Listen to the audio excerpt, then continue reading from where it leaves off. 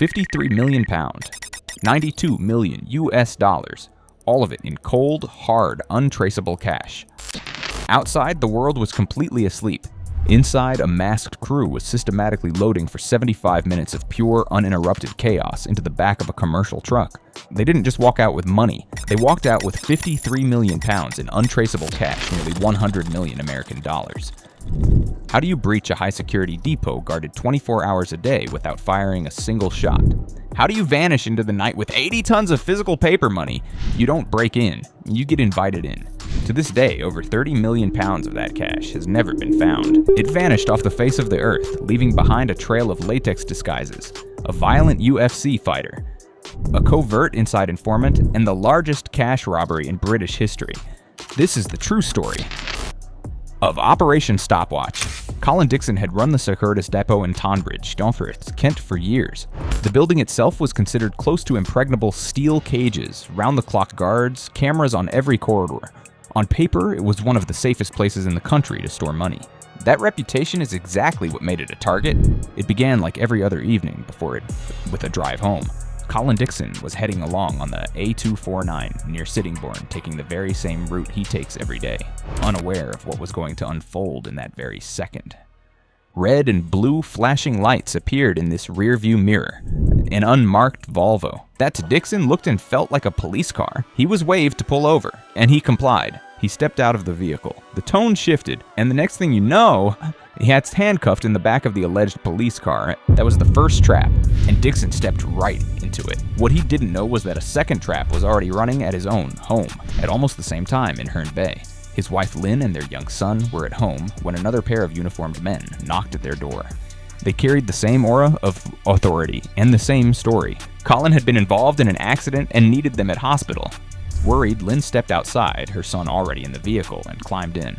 Only once the doors closed and the car pulled away did the situation begin to feel wrong. Instead of a hospital, they were driven into the dark Kent countryside, swallowed by a plan they knew nothing about.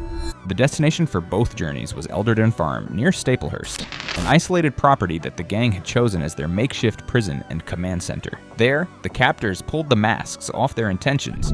Dixon was threatened at gunpoint and told, in stark terms, that his wife and child would be harmed if he did not cooperate. Under that threat, his knowledge of the depot's security arrangements stopped being routine management detail and became the key the gang needed. Alarms, cameras, access routes, the cash cages, and the rhythms of the night shift. What Dixon and the whole Securitas staff didn't know was that again, the gang were one step ahead. Months earlier, a man named Emir Hissanaj had taken a job at the Tonbridge depot. He wasn't there to work, he was there to watch. Colleagues later described how he seemed especially interested in CCTV, the thickness of walls, and the way cash moved through the building. An unseemly interest in security for someone in his role. Investigators would discover that he had allegedly filmed the depot's interior with a hidden camera to help plan the raid, giving the conspirators both the knowledge and confidence. With Dixon's family as leverage and an inside man's footage in hand, the gang was ready to move. Shortly after 1 a.m. on that cold February, 3 vehicles left the farm and headed towards Tonbridge. A Vauxhall Vectra carrying Dixon, a white Renault Midlum lorry that would serve as the cash transporter, and the fake police, a Volvo. At about 1:20 a.m., they arrived at the Securitas depot on Vale Road, a building designed to store huge quantities of banknotes on behalf of major clients. Dixon rang the buzzer at the staff entrance with one of his captors still dressed as a police officer beside him. Inside, the night shift guard saw his manager with what looked like a legitimate officer, and seeing no obvious reason to refuse, unlocked the door. That small human decision, to trust a familiar face and a uniform, opened the way to Britain's largest cash robbery.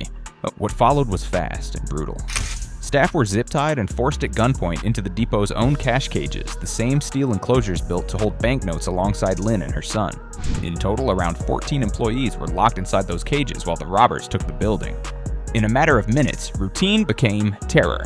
Dixon, still under threat, was compelled to help them navigate alarm settings and secure areas, using his familiarity with this building's systems to avoid triggering a police response too soon, and buying them time before any response could reach them. Now all that was left was moving the cash out and escaping as quickly as possible, which they indeed did do. With hostages contained, they turned to the vault floor. Bundles of banknotes wrapped in colored plastic were stacked in cages and on trolleys, representing millions of pounds held for distribution. The robbers moved swiftly, filling 17 empty cash cages and 3 trolleys with banknotes, and loading them into the 7.5-ton lorry parked at the loading bay. They worked under strict time pressure. Detectives later referred to one robber as Stopwatch, believing he was the leader who drove the schedule, checking the time and ensuring that the gang did not overstay. Even moving fast, they hit a physical limit. The lorry could only hold so much. They left behind around 153 million British pounds in additional notes simply because they could not fit more into the vehicle. Just to put in perspective, the amount that was left behind is roughly around $266.6 million at the time. At about 2:15 a.m., the lorry pulled away from the depot, loaded with what would later be calculated as 53,116,760 pounds in old and new banknotes. The hostages were still locked in their cages, shocked but, crucially, physically unharmed. Around an hour later, one employee managed to break free, release colleagues, and raise the alarm. By then, the gang had vanished into the night with what reporters would call a king's ransom in cash, leaving Kent police and the Bank of England facing the fallout from the biggest cash heist in British history. The scale of the robbery triggered an investigation of the biggest intensity. What followed was the largest manhunt in the history of British policing. The first breaks came fast. Detectives found burnt-out getaway vehicles, discarded masks, and a van stuffed with 1.3 million pounds in cash alongside firearms.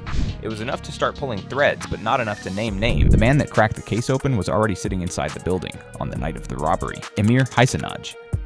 His unseemly interest in the depot's cameras and walls, remembered by his former colleagues, made him the prime suspect the moment investigators started looking at insiders. Covert footage recovered during the investigation tied him directly to the plot. He hadn't just watched the depot, he'd filmed it for the gang. Searches in rural areas uncovered abandoned cash cages and money bags dumped in fields, further evidence of the robbers' efforts to disperse and hide the haul. A beautician who'd fitted the gang's latex disguises turned witness. Initially charged herself, she later agreed to testify, identifying gang members she'd helped transform. Wiretaps and recovered conversations added further proof. The final piece came from an accident, literally. Lee Murray, a London cage fighter, crashed his car before the heist and was caught on a recovered phone recording discussing the plan with co-conspirator Leah Rusha. That single recording linked Murray directly to the operation as more than muscle. Investigators would come to see him as its mastermind. Arrests followed across Kent and beyond.